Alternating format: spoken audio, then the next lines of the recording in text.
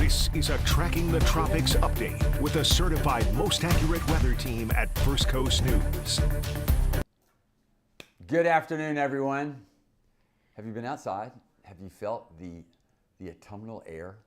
Now, I'm bringing that up, number one, because I do think it feels great. But there's also, well, we'll talk about that in a bit. But the autumnal air, in many ways, is our friend. But let me get to the specifics.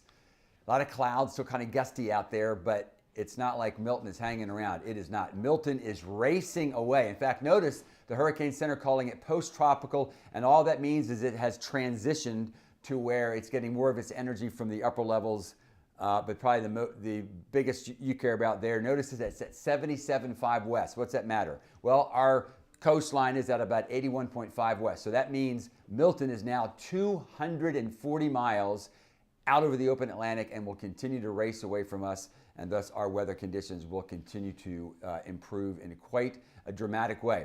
We're going to talk about the coastal situation because that's where the winds are gustiest. If you remember, through the approach of Milton, we were giving you forecasts of what the winds were going to be like over land, but then also over the water, because over land, because it's autumn, we have those cooler north winds created an inversion, and that means the potential for the winds was not as great because those higher level winds can't make it to the surface with an inversion. On the other hand, over the wider sections of the St. Johns, out around the beaches over that warm water, the inversion wasn't there, and so the winds were higher. So that's one of the reasons why even this afternoon, over the river, out around the beaches, we're still getting some gusts of 40. But I really want to focus on the tides because although the rain has ended and there's not any new additional water rushing in, there's a lot of water in the St. Johns basin. It's in the estuaries. It's throughout all the intracoastal, basically running at about 2 to 4. But because of you folks in extreme southern St. Johns County and extreme southern Putnam County, we have to say 5 feet for you. Notice we've already passed the most recent high tide at the beach. So for anybody out toward the islands, and this includes St. Augustine, you've already had your high tide, and now that water will begin to drain. All along the St. Johns River, especially in Duval and northern Clay, we're right about at high tide. So the water is right about as high as it's going to get. It is backing up through drains into roads around the region. Again, that's not because of the rain, that's because of the storm surge. But I do want to emphasize, we don't expect it to be more than a street flood event. Still something you want to watch. The police are out there and they're putting cones because these are areas that are well predicted. We know where that happens. But just want to let you know that this is not going to be an Irma. The waters will not rise up into businesses and homes, at least not for 99% of us.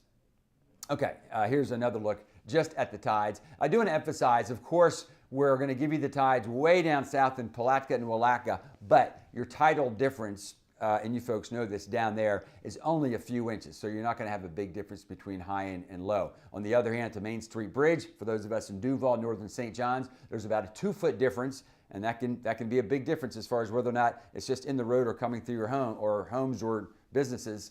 We have about a 2-foot difference in northern Clay and St. Johns, and then out on the islands, out at the beaches, there's about a 5.5-foot difference. But for most beach properties nowadays, and I couldn't have said this 40 years, but nowadays, a 4-foot surge is not going to cause a problem. So we're going to leave it with this, and there goes what is left of Milton. And Jeannie Blaylock is here, and she's going to run the show. Hello, Jeannie. Thanks for helping out. As you know, after a while, I get tired of hearing my own voice, and I would much rather have a conversation. Well, I'll tell you, I'm not going to run the show. You've been running the show. We've been following your advice, and we appreciate that. I have to bring up what happened to me this morning. You guys listening right now, did it happen to you? I was sleepy, woke up after all that yesterday, went on my phone. I'm like, oh, my gosh. Nadine, you got to be kidding me, and not another one. I can't take this. So it's all over social media, and right now on our First Coast News page on web, on First Coast News. And I'm stumbling now because it just was really upsetting to me this morning until I gathered my thoughts. I'm like, well, this can't really be real. So we'll ask Tim about it. But just to let you know, that's the number one question for you right now, Tim. All these people are asking about it. What about Nadine? I heard about Nadine over and over and over and over again. Is it fake? Is it fake? There are so many questions. One of our producers said he got 10 memes about this Nadine storm early this morning. So we want to make sure that we ask you about that. Bruce Kelly is asking, Abby Rediker is asking, Chris Shriver is asking, and over, is it fake? Please tell me it's fake. Yes, it is, but let me dive into this a little bit deeper. And I totally get it. I had family members who this morning, after a couple hours of sleep, texted me and said, I'm sorry, don't want to bug you, but do we have to worry about this? So I get it. I understand everyone is looking at it. And certainly it looks real. So no, there is not a storm out there named Nadine. Now, with that said, even back last January, if you had asked our weather team, come mid-October, is there a possibility a tropical cyclone might form in the Northwest Caribbean and go into the Eastern Gulf and hit Florida? Yes, it's a possibility. And we're watching for something that might possibly form in about 10 days. And here's the main point I want to make. Not only that it's fake, but so that you can check it in the future. The National Hurricane Center, they're the only ones that put out the cone. And they will only put out a cone maybe 2 days before a storm is going to get a name. Normally no more than about 36 hours. And if you look at that, whatever we want to call it, I guess we're calling it a meme or something on digital. And if you look at the dates, what it was saying, because some people asked even yesterday, it was saying on Wednesday, on Thursday, and was giving a forecast starting by next Tuesday. That's your first clue. This is not right. That the National Hurricane Center is not going to put out a cone 5 days before they even begin to name it. Now, I think that's actually the main clue. If you're someplace to where you don't have a weather team that you trust for some reason, just search for the National Hurricane Center and see what they're saying about a hurricane. I promise you, if they even think there's a possibility of it, a depression, a swirl out there, they're going to be talking about it. So that's your first way to check on it. The second way really is I'm trying to do this, Jeannie, without it turning into a promo. Just make sure you have some local meteorologists you can trust. And I promise, well, think about it, folks. If you've been with us for any amount of time, you know that we're going to talk about just about any swirl out there. Let's be honest. Some of you probably wish we wouldn't talk about all the swirls. So there is no way through all of the time that we've been talking to you all about Milton that we wouldn't have mentioned something about Nadine now, or whatever it's going to be called. Now, if you join us tonight, we're going to go into this a little bit deeper. We even think we went to the archives of Hurricane Helene, and we even think we found the exact copy of the cone that was put out by Helene, that then whoever this person was that originally started it, that they just grabbed an old cone from Helene. So hopefully we'll put that to sleep. You gave a good clue. They're not going to put a cone out if it doesn't have a name, right? They're bing, bing, bing, bing. Something might be wrong. And I know, Tim, you always apologize that people get tired of hearing your voice. That's not really true at all. So I want to compliment Camilla Sims Stamps. Listen to what she said about you. You deserve a compliment now. You've been forecasting this hour by hour by hour by hour for days now. She says, we only trust Tim regarding the details of the weather. His predictions are right on. He doesn't terrify his listeners.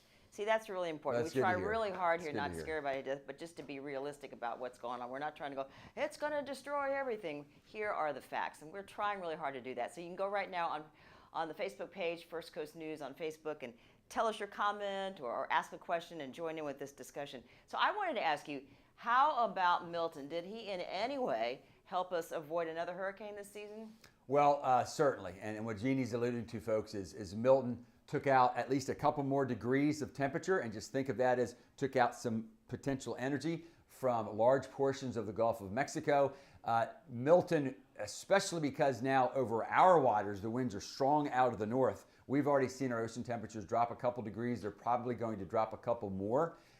And so that will help us as well. Doesn't mean that something can't form deep in the Caribbean where the waters are warm, but it does mean that once it gets to our waters, it's going to have a hard time getting any stronger. It's one of the reasons why as we get deeper into October and November, you don't see nearly as many category, even 3 hurricanes, because as they get into the northern Gulf and the Atlantic, then there's not as much energy. So at least it's going to help. All right, some people are asking us about St. Augustine. We got a notice from the St. Augustine Police Department. It was posted about 3 o'clock, 3:20, and it said in big, bold, capital letters, do not come downtown. There's flooding downtown. We're still under an evacuation order. Again, do not come downtown. The bayfront is covered in water. So what's going to happen next down there? Okay, so remember, folks, what's happening in St. Augustine, it's totally tidal, meaning what was happening there peaked at about 2 to 3 o'clock because that was their high tide. No additional appreciable rain, so it's not from rainfall flooding. And so then St. Augustine will be at low tide at 8. And I'm certainly not going to disagree with the police department as far as staying off the roads, but as far as the water on the roads in St. Augustine, those waters, they're probably actually receding now and will continue to recede at least through about 8 p.m. tonight. All right, so people are asking about your forecasting and what it's like for you personally to go through all this. Do you go home and get some sleep, or you just kind of your mind keeps spinning and spinning? That's a great question. If I've learned one thing over 43 years here, is that I have to pace myself. There's no doubt about it, especially as a young meteorologist, it would get the adrenaline flowing. And so much so that by the time the hurricane would actually come, I would be totally exhausted, could barely speak. So I have learned to pace myself. But in this digital, to be honest with you, in this digital age where it is 24/7, and we're trying to make decisions both for you all, but then even as far as our company and the safety of our people in the building, it's decisions need to be made 24/7. So what I have found works for me, because I do happen to be someone who likes siestas, that is naps, that then through the period, I'll just take some occasional, 1 or 2 hour naps, and that seems to work best for me, and then try to stay hydrated. You always stay energized, always. And any question we ask you whenever, you're always digging into the data, total concentration, and we appreciate that. Tornadoes. My gosh, there were a lot of tornado warnings. We don't have anything confirmed here, but Robert Spreader came back, our meteorologist, said he had heard that there were maybe over 100 possible tornado warnings, not confirmed tornadoes. But speak to that and Milton. Okay, so just about with any hurricane, we do expect tornadoes, but with this particular one, it happened, or there were that many, not only because Milton was so intense, but also if you remember why Milton made the turn. Remember, we had the front that came through our area, and the front basically stalled over Central Florida. And we thought that Milton would be forced, instead of going northeastward from Tampa to Jacksonville, kind of like Irma, that instead the front would cause it to turn right and go along I-4. And the main reason it did that is because of the front. Well, if a front is involved with the hurricane, that also means the jet stream is involved. Normally, with a hurricane, especially earlier in the summer, the fronts aren't anywhere near us, and so the jet stream isn't anywhere near us. But now what this means is the energy of the hurricane was combining with the energy of the jet stream and created that amazing event. I'm going to look back at the record books, Jeannie, but